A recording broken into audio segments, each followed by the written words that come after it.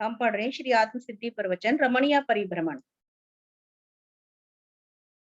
जो अनन्य को देखता है वह अनन्य में रमण करता है, जो अनन्य में रमण करता है वह अनन्य को देखता है।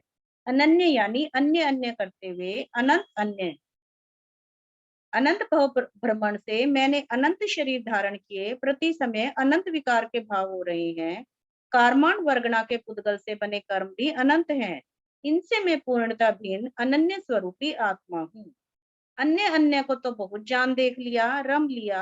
आपको वह रमण अच्छा लग रहा है, वस्तुतः वह भव परिभ्रमण है, क्योंकि आपकी इंद्रिय विषयों में रमणता निरंतर चतुर्गति का परिभ्रमण बढ़ा रही है। ये बात अभी आई रही थी कि जो है हमारी जो अन्य अन्य में जो दृष्टि रहती है उसी के कारण हम जो है हमारी पर्याय बदलती रहती है, और आज तक हम परिभ्रमण कर ही रहे हैं। जब हम आज भी यहाँ बैठे हैं तो इसका मतलब अभी हमें मोक्ष तो हुआ नहीं, पर हम परिभ्रमण ही कर रहे हैं आज तक भी।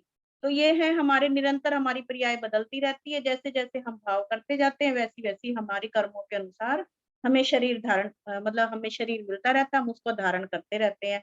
यानी कि हमारे जाने से पहले जब जीव यहाँ से शरीर छोड़ता है तो उससे पहले ही उसकी तैयारी हो चुकी होती है कि उसे कहाँ जाना है। तो ये क्या है, किस वजह से होती है कि उसकी जो दृष्टि होती है, उसके जो भाव होते हैं वो अन्य अन्य में ही रमण करते रहते हैं। इसी को ही चतुर्गति का परिभ्रमण कहते हैं। ऐश्वर्य महाव्रत की आराधना। आप मानते हो कि किसने देखा, इसलिए गुप्त रूप से करते हो। वस्तुतः जो गुप्त किया जाता है वही पाप होता है। क्या मैं अपने पाप का स्वयं दर्शक नहीं हूँ? हूँ। अतः स्वयं को ही ध्यान आए कि मैं पाप प्रवृत्ति में क्यों पड़ा हुआ हूँ। पर में रमण महापाप है। पर में रमण करना, पर पदार्थ को ग्रहण करना, उसी पर स्वामित्व आधिपत्य कर मजा लेना बंद हो, मात्र स्वगुण परिणति हो जाना ही ऐश्वर्य महाव्रत की आराधना है। अब ये तो इसमें तो वैसे समझ आ ही रहा है सब कुछ कि गुरुदेव कह रहे हैं कि गुप्त रूप से जो किया जाता है वो पाप होता है। तो क्या मैं अपने पाप का स्वयं दर्शक नहीं हूँ? हम सोचते हैं कि किसे पता हम क्या कर रहे हैं। अब हम भी बैठे हैं यहाँ पर और हमारे सबके भाव अलग अलग होंगे अभी भी। कोई मतलब सबकी अपनी अपनी परिणति है इसको सुनने की भी। तो हमें खुद को, लेकिन दूसरे को तो ऐसा ही लग रहा है कि वो जो है सामने बैठा है सुन रहा है, लेकिन अपने जो कार्य का दर्शक मैं स्वयं हूँ। जो भी मेरे मन में भाव उठते हैं उसका दर्शक मैं स्वयं हूँ। तो इसीलिए स्वयं ही ये ध्यान लगाना है, स्वयं ही स्वयं से ये जानना है, अपनी प्रवृत्तियों को पकड़ना है कि मैं पाप प्रवृत्ति कर रहा हूँ या पुण्य प्रवृत्ति कर रहा हूँ। अगर मैं पाप प्रवृत्ति कर रहा हूँ, पर में रमण कर रहा हूँ, तो मैं पर पदार्थ को ग्रहण कर रहा हूँ। यानी कि जो जीव है उसका, जीव का स्वभाव क्या होता है? उपयोग। उपयोग उसका गुण होता है, तो उसका उपयोग कहीं ना कहीं लगा ही रहता है। अगर उसका उपयोग भार में लगा हुआ है तो वो ऐश्वर्य महाव्रत की, अगर उसका जो उसका जो मतलब उसका जो भाव है वो पररूप हो रहा है तो वो पाप है, और मात्र वो सवगुण में परिणत हो जाता है तो यही ऐश्वर्य महाव्रत की आराधना है, ऐसा गुरुदेव बता रहे। व्याभिचारी दृष्टि क्या है? यदि कोई श्रेष्ठी पुत्र नाली के पास ऊंधी मुंह पड़ा है, किसी ने उसको देखा, बोला, अरे तुम्हारी तो अप्सरा जैसी सुंदर पत्नी है, महल नुमा मकान है, इतनी सुख सुविधाएं हैं, फिर तुम यहाँ नाली के पास क्यों पड़े हुए हो? अरे तुम्हें नहीं पता, यहाँ यहाँ लीला लहर हो रही है। उस नाले के पास पड़े हुए कुलीन घराने के शराबी को वही सुख लग रहा है। वह अपनी अप्सरा सम सुंदर पत्नी पर तो दृष्टि नहीं करता, पर स्त्री की ओर दृष्टि करता है, तो उसको व्याभिचारी दृष्टि कहा जाता है। व्याभिचारी दृष्टि अर्थात स्व आत्मा के गुणों पर दृष्टि नहीं, शरीर आदि पुद्गल द्रव्य के वर्ण आदि गुणों पर दृष्टि है। अब गुरुदेव हमें बार बार तरह तरह के जो है हमें उदाहरण दे दे के समझा रहे हैं कि तुम कैसे परमेरमण कर रहे हो। तो कह रहे हैं अगर कोई श्रेष्ठी पुत्र, कोई सेठ का पुत्र नाली के पास औंधे मुंह पड़ा है और किसी ने उसको देखा पड़े हुए को, तो वो कह रहा है, अरे तुम यहाँ क्यों पड़े हो? तुम्हारा इतना सुंदर मकान है, तुम्हारी इतनी सुंदर अप्सरा जैसी पत्नी, इतनी सुख सुविधाएं हैं, और तुम क्यों पड़े हो नाली के पास? तो लेकिन जो है उस नाली के पास पड़े हुए हो उस कुलीन घराने का जो वो शराबी है उसको वही सुख लग रहा है। तो वो जो है उसने तो अपनी जो है जो उसकी सुंदर पत्नी है उसके ऊपर तो वो दृष्टि नहीं करता। उसकी दृष्टि तो पर जो है पर नारी के ऊपर है, पर स्त्री के ऊपर है, इसीलिए उसको व्याभिचारी दृष्टि कहा जाता है। अब यहाँ पर व्याभिचारी दृष्टि तो गुरुदेव हमारे ऊपर घटित कर रहे हैं कि व्याभिचारी दृष्टि अर्थात स्व आत्मा के गुणों पर दृष्टि नहीं, यानी कि मेरे जो दृष्टि है वो अपनी खुद की आत्मा के गुणों पर नहीं है, और शरीर आदि पुद्गल द्रव्य के वर्ण आदि गुणों पर दृष्टि है, यानी कि शरीर आदि से जितने भी संबंधित समझो आप, जो भी हमारे शरीर से संबंधित, चाहे वो रिश्तेदार है, नातेदार हैं, या हमारे शरीर की शोभा सुसज्जा है, जो उसकी जो है उनके ऊपर हमारी जो है दृष्टि रहती है। तो वो जो, इसीलिए वो कह रहे हैं कि तुमने अपनी मतलब ये भी व्याभिचार है, ऐसा बता रहे कि ये भी एक तरह का व्याभिचार है। ब्रह्मचर्य का फल क्या? स्वर्ग या मोक्ष? 3 करण 3 योग से 9 बार सहित पूर्ण कठोरता पूर्वक ब्रह्मचर्य महाव्रत का पालन करना भी मात्र पुण्य है। फिर आराधना कैसे होगी? समवायंग सूत्र के 32वें समवाय में साधु के 32 प्रकार के विशेष गुण आए हैं। सूत्र कृतांग सूत्र में आया ब्रह्मचर्यवास। अंतगढ़ सूत्र में शब्द वर्णन है कि संयम के पश्चात वे गुप्त ब्रह्मचारिणी हो गए। प्रश्न व्याकरण सूत्र में आया 5 पापों में रत घोर नरक में जाता है। 4 आगमों में नरक के दुखों का वर्णन है, परंतु आप जानना सुनना बचना ही नहीं चाहते, बचना ही नहीं चाहते। सूत्र में ब्रह्मचर्य संवर द्वार में 2 प्रकार की बातें आई हैं। ये स्वर्ग प्रदाता है, स्वर्ग सुख प्रदाता है, सर्व कर्म विदारक है, सर्व कर्म से रहित करने वाला है, शिव सुख दाता है, शिव पद दाता है, अक्षय सुख दाता है। अर्थात इसे एक और शुभ गति में ले जाने वाला कहा, और दूसरी ओर मोक्ष प्राप्त कराने वाला कहा। इसका कारण है कि पूर्णता कठोरता पूर्वक ब्रह्मचर्य का पालन करने से अशुभ से शुभ में आकर पुण्य का बंध होता है, देव गति का सुख मिलता है। इसके अतिरिक्त ब्रह्म प्लस चर्य, ब्रह्मचर्य, ब्रह्म यानी सिद्धात्मा मुक्त आत्मा अर्थात ब्रह्म में ही वास हो जाए, ब्रह्म जैसी चर्या हो जाए, तो वह ब्रह्मचर्य महाव्रत की आराधना है। यह संवर नेजरा का कारण है। संग निमित्तम मारई भणई अलियम करे चोरिकम सव्य में हुणम उच्छम अपरिमाण पुनई जीवो। भक्त परिज्ञा प्रश्न 4/132। अपरिमाण, अपरिमाण अर्थात यह जीव अपरिमित धन वैभव सुख सुविधा की सामग्री जोड़ने में लगा हुआ है। निश्चित रूपेण यह सर्व परिग्रह सुख सुविधाएं आपने मात्र 5 इंद्रियों के भोगों की प्राप्ति हेतु ही इकट्ठे किए हैं। आपके घर में देखो तो अलमारियां कोठे ठसाठस भरे पड़े हैं। जितने बड़े कोठी बंगले होते जाते हैं उतना उतना साजो सामान भी बढ़ता चला जाता है। बाजार में सारी दुकानें ठसाठस भरी पड़ी हैं। कारखाने में उत्पादित वस्तुओं का अंबार लगा हुआ है। इन सभी का निरीक्षण करके देखो और मुझे बताओ कि इनमें आत्म साधना हेतु क्या क्या है? कुछ भी नहीं, मात्र वस्तुओं की आसक्ति हेतु इतना संग्रह कर रखा है। अभी बता रहे हैं गुरुदेव की ब्रह्मचर्य का क्या फल होता है, स्वर्ग या मोक्ष? ब्रह्मचर्य का दोनों ही फल होते हैं, स्वर्ग भी और मोक्ष भी। लेकिन वो सही मायने में ब्रह्मचर्य होना चाहिए। ब्रह्म यानी सिद्धात्मा मुक्त आत्मा में ही वास हो जाए, यानी ब्रह्म अपने जैसी ही चर्या हो जाए, तो वो ब्रह्मचर्य महाव्रत है। लेकिन आज जो है ब्रह्मचर्य महाव्रत की आराधना कैसी हो रही है? पहले जो समय था वो जो है हमारी माँ भी ऐसा कहती थी कि 12 वर्ष का होने के पश्चात लड़की को अपने पिता के साथ भी एक खाट पे नहीं बैठना चाहिए, कि शील के दोष आते हैं। तो पहले शील के दोष उसके लिए समझने पड़ेंगे, फिर उनका कठोरता पूर्वक पालन करना पड़ेगा, तब जाकर वो ब्रह्मचर्य व महाव्रत का पालन हो सकेगा हमारे जैसों के लिए। क्योंकि ब्रह्मचर्य का बहुत ही व्यापक अर्थ होता है, जिसको बहुत बारीकी से समझना पड़ेगा। लेकिन फिर भी हम मोटा-मोटा इसमें जाने तो जो मतलब ब्रह्मचर्य जितना भी हम समझ सकते हैं, तो अगर हम ब्रह्मचर्य संवर के द्वारा करा जाता है, यानी कि अच्छे से उसको जान समझ के किया जाता है, तो ये स्वर्ग प्रदाता है, स्वर्ग सुख प्रदाता है, सर्व कर्म विदारक है, सर्व सर्व कर्म से रहित करने वाला है, शिव सुख दाता है, शिव पद दाता है, अक्षय सुख दाता है। यानी इस ब्रह्मचर्य का की इतनी महिमा गाई गई है। यानी कि इसको शुभ गति में ले जाने वाला भी कहा और दूसरी ओर मोक्ष प्राप्त कराने वाला भी कहा। लेकिन ये पूर्णतः कठोरता पूर्वक ब्रह्मचर्य पालन करने का अर्थ बताया गया है। ये संवर और निर्जरा का कारण है। अब आगे ये भी बता रहे हैं गुरुदेव कि हम जो है क्या कर रहे हैं कि ये जीव जो है इतना अपरिमित धन वैभव सुख सुविधा की सामग्री जोड़ने में लगा हुआ है।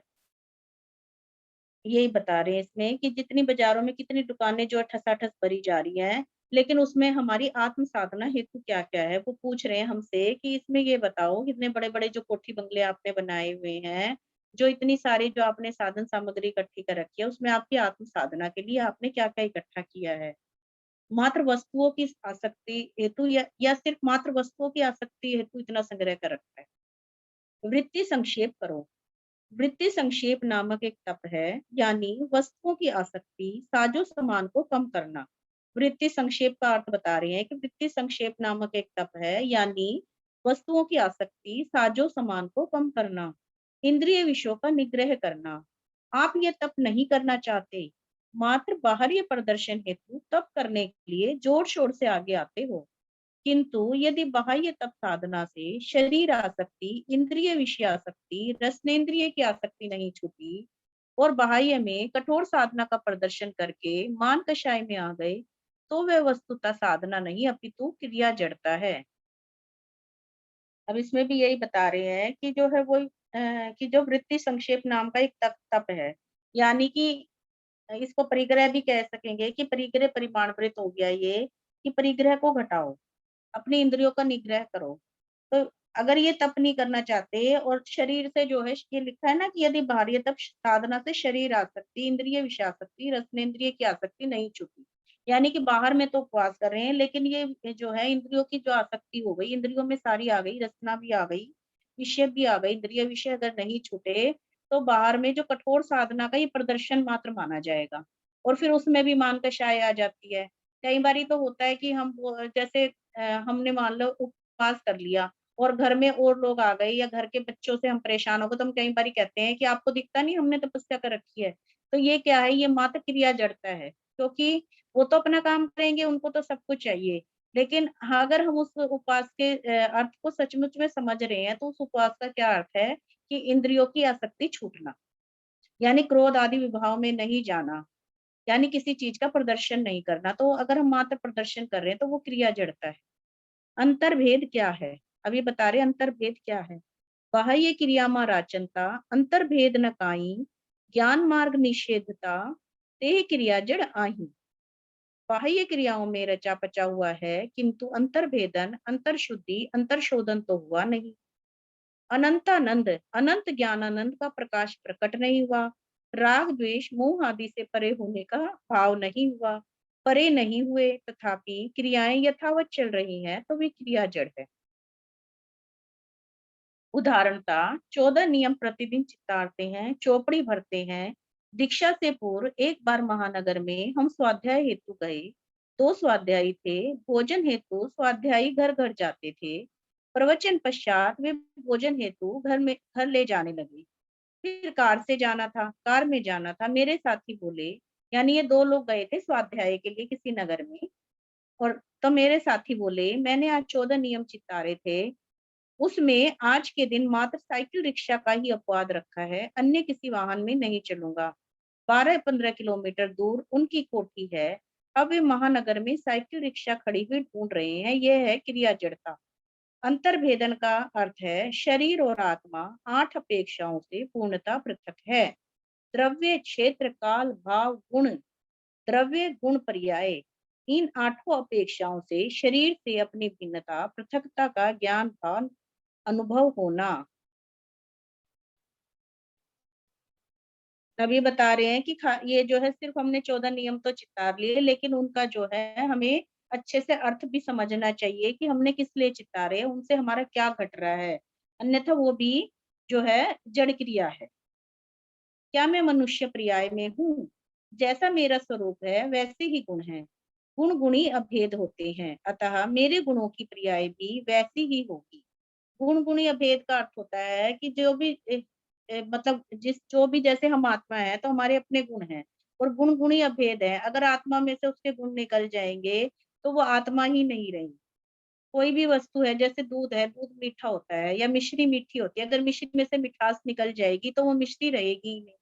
चीनी में से उसकी मिठास निकल जाएगी तो मिष्टी तो रहेगी नहीं। नमक का जो स्वभाव होता है, उसका गुण होता है खारा। अगर उसका खारापना चला जाएगा तो वो नमक कहाँ रहा। तो इसलिए गुण गुणी अभेद होते हैं। अर्थ गुण गुणी अभेद होते हैं, अतः मेरे गुणों की पर्याय भी वैसी ही होगी। अर्थात व्यवहार में ऐसे कहा जाता है, ये जीव मनुष्य पर्याय में है। वस्तुतः मनुष्य पर्याय आत्मा की नहीं अपितु पुद्गल की पर्याय है। आत्मा तो न मनुष्य है न त्रियंच है।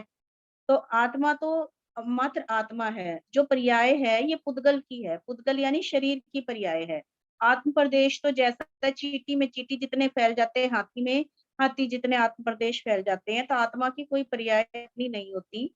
वो पुद्गल की पर्याय होती है। अतः आत्मा कुमति कुश्रुत विभंग रूप ज्ञान गुण की विपरीत पर्याय में तथा मति ज्ञान यावत यावत केवल ज्ञान रूप ज्ञान गुण की शुद्ध पर्याय में ही होता है। अतः आत्मा कुमति कुश्रुत विभंग रूप ज्ञान गुण की विपरीत पर्याय में तथा मति ज्ञान यावत केवल ज्ञान रूप ज्ञान गुण की शुद्ध पर्याय में ही होता है। यानी जो उसका जो है आत्मा की जो पर्याय होती है वो तो केवल ज्ञान रूपी होती है। यानी कि ज्ञान ही ज्ञान, ज्ञान ज्ञान ज्ञान, ये आत्मा होती है। तो जो है वो विभंग ज्ञान में जब जाता है, यानी मिथ्यात्व में जब वो जाता है, तो विपरीत पर्याय में, तो उसकी शुद्ध पर्याय नहीं रहती। जब तक विपरीत पर्याय चल रही है तब तक निरंतर अनंत कर्म का बंध, अनंत जन्म मरण का अनंत दुख है। अतः अंतर्भेदन हुए बिना बाह्य क्रियाओं में रचा पचा हुआ क्रिया जड़ है। वह ज्ञान मार्ग का निषेध करता है और मात्र क्रिया जड़ता को ही महत्व देता है। ऐसे जीव पर ज्ञानी सदगुरु को दया आती है। ऐसा तत्व का स्वरूप समझकर मैं आप जो साधना करेंगे उनका अवश्य ही कल्याण होगा। ओम शांति। अब ये अध्याय पूरा हुआ। पुण्य से पुण्य पाप से गति भ्रमण, आत्म आराधना से मुक्ति। अब इसमें बार बार गुरुदेव हमें समझा रहे हैं कि आत्मा की आराधना से ही मुक्ति प्राप्त होगी, वरना तो वो क्रिया जड़ता हुई। यानी क्रिया भी जरूरी है, क्रिया के बिना भी धर्म नहीं होता। और जो है क्रिया, खाली क्रिया से भी धर्म नहीं होता। दोनों का जो है व्यवहार और निश्चय दोनों ही चलेंगे। निश्चय में तो मैं आत्मा हूँ, लेकिन उसके लिए व्यवहार रूप से जो हमें समाइक भी करनी है, तो उसके लिए मुंह पट्टी लगाना या आसन बिछाना, उस पर 48 मिनट के लिए बैठना, ये व्यवहार भी जरूरी है, ये क्रिया भी जरूरी है। लेकिन मात्र उसको पढ़ करके या हमने बातें करके निकाल दिया, तो वो समाइक समाइक नहीं रही। तो वो उसके साथ जो है अपनी आत्म आराधना को जोड़ देना, अपने आत्म चिंतन को जोड़ देना, जो है ये हमारी आत्म भावना हो गई। ये मतलब निश्चय से मैं आत्मा हूँ, ऐसी भाव भासना करना जो है, ये उसकी क्रिया, ये वो क्रिया जड़ता नहीं रहेगी। ये मतलब ये एक मुक्ति का उपाय हो गया, ऐसे कह सकते हैं। और इसी से जो है अनंत कर्म का बंध, अनंत जन्म मरण का अंत हो सकता है। और जो है अगर ये अंतर्भेदन नहीं किया हमने, तो ये मात्र जो है इससे कुछ भी नहीं होगा। मात्र ये क्रिया जड़ता है, जिसका पुण्य जो है हम भोगते रहेंगे और अनंत जन्म मरण करते रहेंगे, ऐसा बता रहे हैं। तो जो ऐसा समझकर साधना करेंगे, तत्व का जो ऐसा स्वरूप समझ करके साधना करेंगे, उनका अवश्य ही कल्याण होगा। ओम शांति। कल हम पढ़ेंगे आत्म सिद्धि शास्त्र प्रवचन नंबर 10, थोथा ज्ञान और जड़ क्रिया। अभी हम थोड़ी देर के लिए ध्यान करेंगे। हाथ ज्ञान मुद्रा में, आंखें कोमलता से बंद।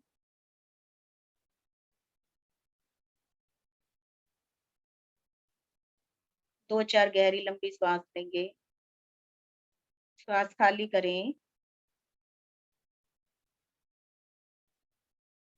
नाभि अंदर की ओर जाएगी, पेट अंदर जाता जाएगा। श्वास भरें, पेट फूलेगा।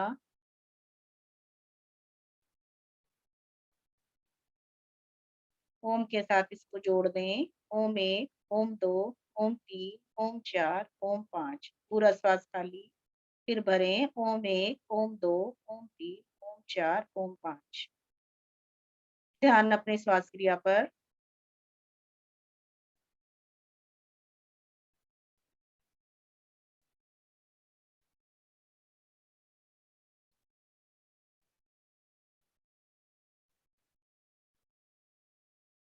क्रिया पूरी करते हुए शांत, शांत बैठें।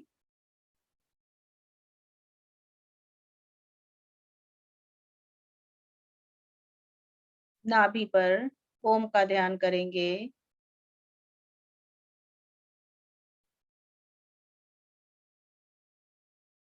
मेरी नाभि के चारों ओर से ओम प्रकाशित हो रहा है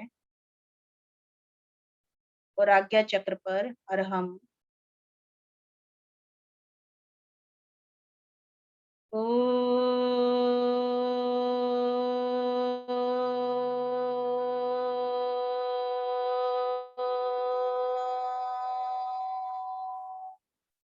अरहम।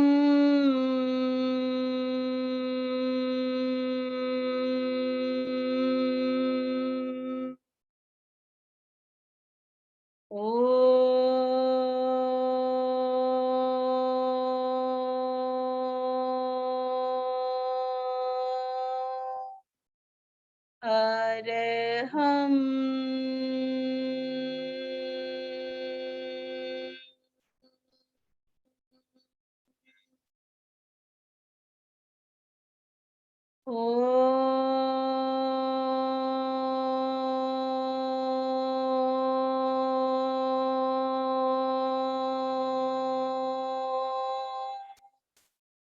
अरहम।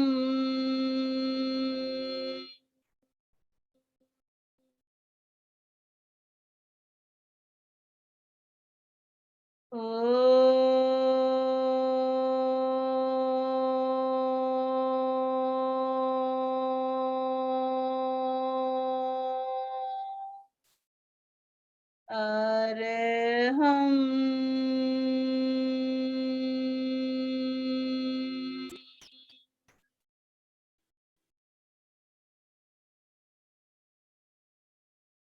ओम। अरहम।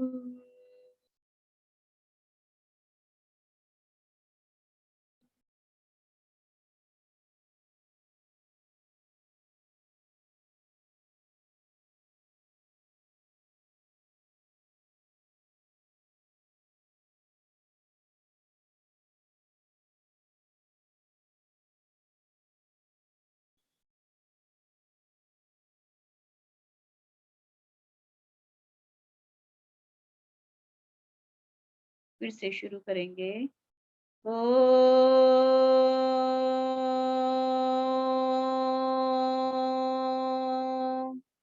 अरहम।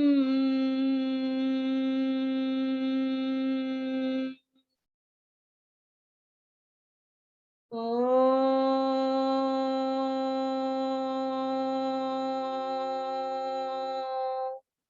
अरहम।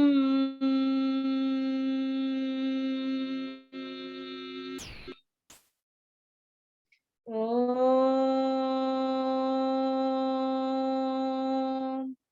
अरहम।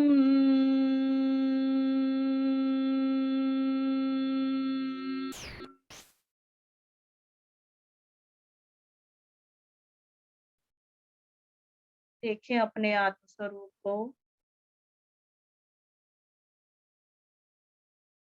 मैं सर्व कर्मों से रहित आत्मा हूँ। सर्व बंधनों से मुक्त आत्मा हूँ। सर्व पापों से रहित आत्मा हूँ।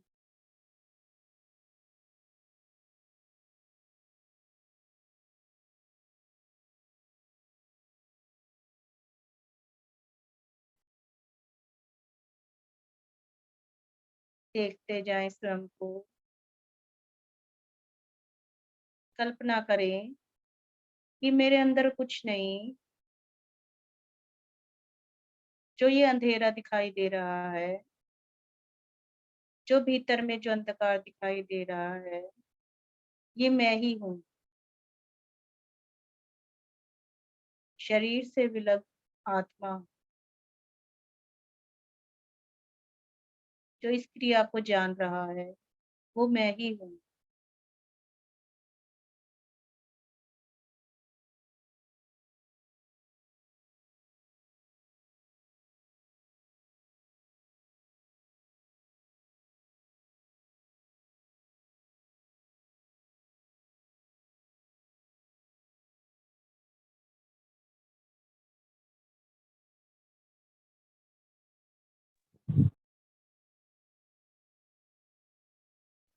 ओम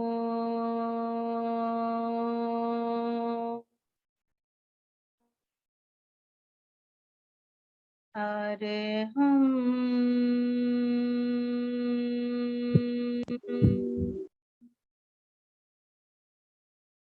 ओम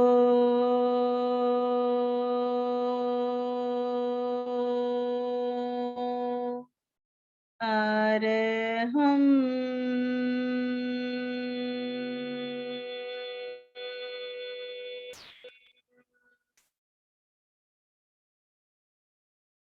ओम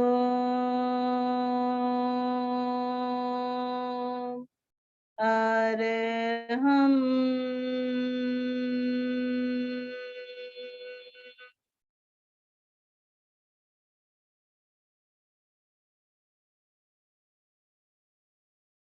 सिद्धोष स्वरूपोहम सिद्धो स्वरूपोहम अरिहंतो स्वरूपोहम मैं ही अरिहंत हूँ, मैं ही सिद्ध हूँ, सर्व कर्मों से मुक्त, सर्व बंधनों से मुक्त।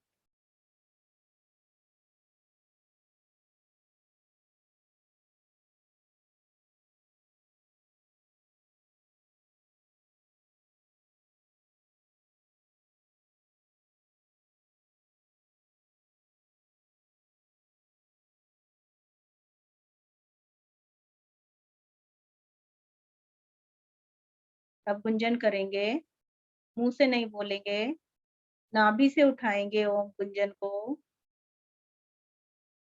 कंठ तक आने देंगे, कंठ से गुंजन को उठाएंगे, आज्ञा चक्र तक आने देंगे, आज्ञा चक्र जहां महिलाएं बिंदी लगाती हैं।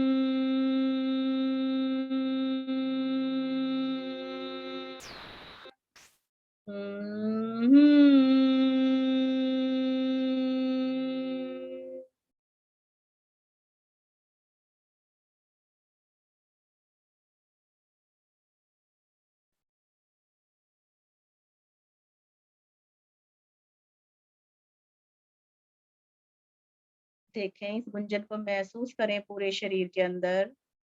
उस समय के लिए हम बिल्कुल निर्विचार हो जाते हैं, विकल्प रहित हो जाते हैं, कोई विचार मन में आता नहीं। इस गुंजन को फील करते जाएं।